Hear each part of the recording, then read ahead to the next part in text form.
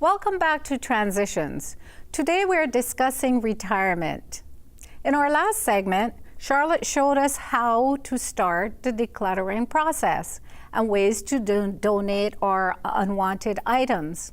Now we want to share with you some financial planning information through Sean Humphreys, since organizing your money can make a difference in how you experience your retirement. So when's a good time to start planning for retirement? So first of all, it's never too late to start. So there's always an opportunity to take advantage of opportunities. But for sure, for younger people, the old adage of time and compound interest is very true. So the younger you start, the more you're going to have an advantage when it comes to retirement planning. But really concrete planning should start, I would say, no less than 5 years before your retirement. I call it runway planning. So there's a lot of details you need to start thinking about, and it could be, how does my pension plan really work? What do I think I'm going to get from my pension plan if I'm fortunate enough to have one? What about my investments? Where do I think they'll grow to by the time I retire? And one of the biggest things for people is, if I have a pension plan, and I have Canada Pension Plan benefits as well, what do I need from my portfolio to supplement those pensions? Because that has a big impact on your planning. So what has to be ready in my investments to be kicked out to supplement my cash flow? And that should start at least 5 years before you get to that point. It's not something you start doing 6 months before you retire, at least ideally.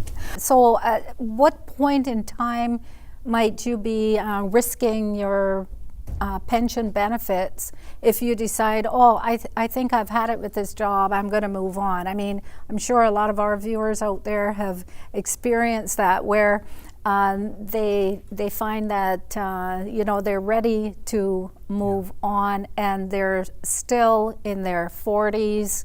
So what are the risks about that? Well, the risks is you may not have enough time on your side to make up for the loss of pension. So that's a tough issue, right? You're in a work situation, you're ready to make a change, you're not enjoying what you're doing, but you know that you've got some pension benefits you're going to walk away from.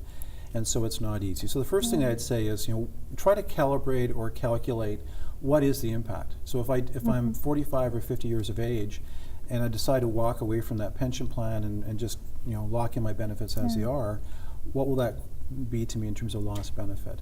And then second thing, can I make up for that benefit through personal savings? So if I move away from that employer, what do I need to save on a regular basis to make up for that lost benefit? I think that's a really important calculation to do. I've got clients all the time where they're in that situation and they come to me and say, Sean, I'd like to make a change. I want to understand the financial implications of it, and because I'm not happy at work. And it's not a right or wrong calculation. It's just, here's the reality. And some people will go through that calculation and go, you know what, I'm prepared to do the things I need to do to make the transition, even though it might be financially not the wisest thing in the world, but I can still make it work. And other people will look at the number and just say, it's too big a number for me. Although I'm not happy in my work, I'm just going to stick it out until that time when I can retire without a penalty in my pension, and then at that point move on. So it's very specific to the individual situation, but you definitely want to get somebody to run the numbers to see what the financial impact of that decision is. It's always easier to make those decisions when you're younger, because you have time to make up for that difference. But when you're 45, 50 years of age, that's a really big decision to make.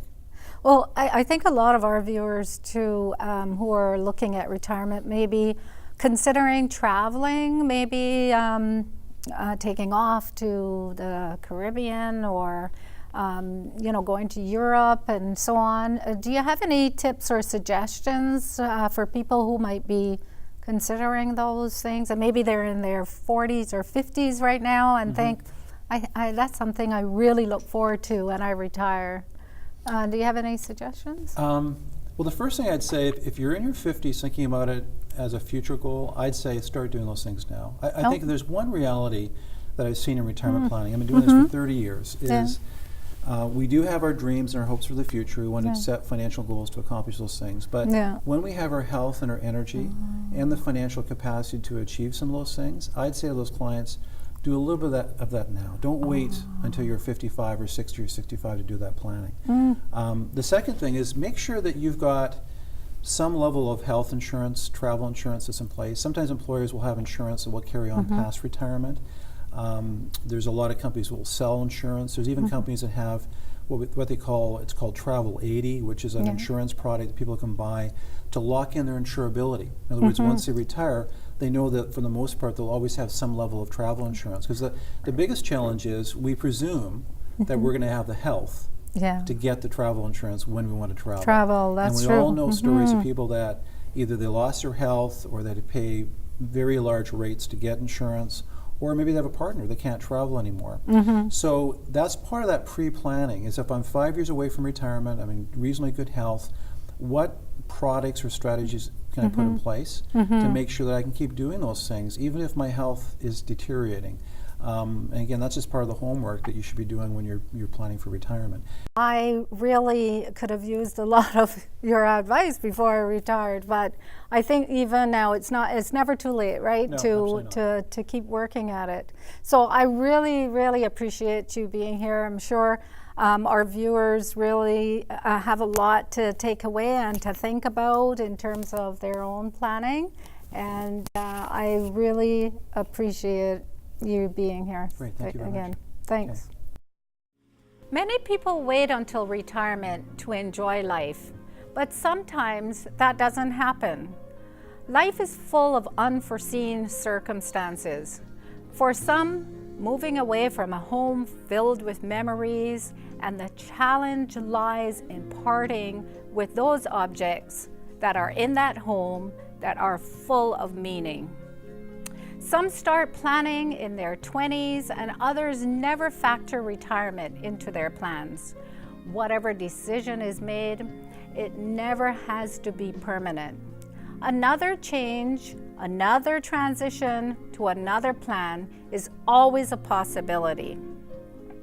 There are never any guarantees, but hopefully in the end, some contentment and enjoyment can be realized in this special time of a person's life.